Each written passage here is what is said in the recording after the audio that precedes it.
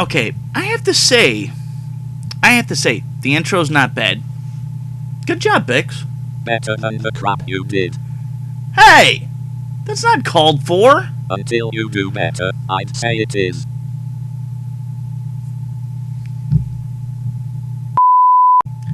Hello, one and all, and welcome again to Playing for Cheap. I am Cheapy, and should he get away from the cats, Bix may join us. But that's not important right now. What is important right now is we have a game to get to. And that game is VVVVVV.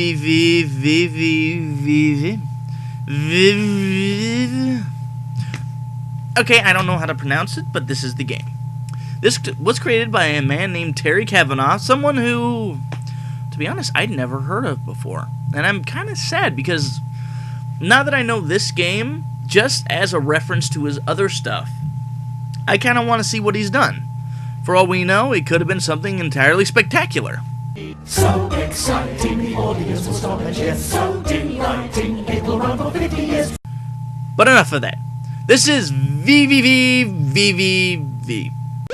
VVVVVV has a very simple 8-bit look with very, very bright colors. If this were any brighter, I'm sure 80s era LA would call demanding them back. The music is appropriate for the look and feel of the game, and although it is hitting the nostalgia meter on all points in regards to overall look and feel, there is something that it does that rarely is done at all. It takes a simple concept and makes it into a full, enjoyable game with just that. We have seen some movement towards that in both mainstream game companies and smaller indie ones as well. Portal represents the former being from Valve, and Binding of Isaac the latter. Now the reason why I point this out is, even though there have been very simple games before, that wasn't because they made the conscious choice for it to be simple. Beforehand it was simple because they didn't have a choice. It was too difficult to try to do that with the older style hardware. But now that we've gone past that, and we have very powerful machines now, why not go and enjoy some of the simpler stuff? That is what VVVVVV does. What I mean is this. You can have realism, sure. There can be advanced physics. That's not a problem. But in the end, the very mechanic that the game is based off of is what is simple. The game that has this, if done right, will deal with this very efficiently and very well. And in the end, sometimes it's the simple things that can be made into very creative and off-the-wall ideas that some big companies, or even some of the indie companies, may not even think of at first. So, where does this leave VVVVVV?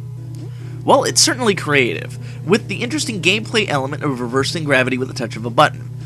It's just one of those simple concepts I was talking about earlier, but with many of the platforming sections that use the gravity tweaking, it makes for very interesting and sometimes a little annoying physics issues. It's interesting trying to figure out just when to switch the gravity to get either platforming correct, and how fast one must be to get the timing just right, because it is, like I said, platforming. This will lead to many deaths to get it just right. But with the nearby checkpoints, we're just about everywhere, it is easy enough to figure out. So far, the major criticism I have for the game is the squishy controls. What I mean by squishy is this. While mostly responsive, there are times where the command I give just seems to stick for a second. Like pressing on a squishy ball and seeing it retain the push shape for just a second. There were a couple occasions where I had stopped and had to watch the main character die a half-second later on a spike because the controls had yet to recognize that I stopped moving that way. This is minor most of the time, but it is enough an annoyance to be of note. Overall, I'd still recommend the game. Like I said, sometimes simplicity is the best type of game. Although I sometimes do like the big games with the big narrative and the complex system to drive it, sometimes I do just want that simplicity. It's why I love Portal. It's what made Binding of Isaac such a fun game. It's simple, and in its simplicity, it is great.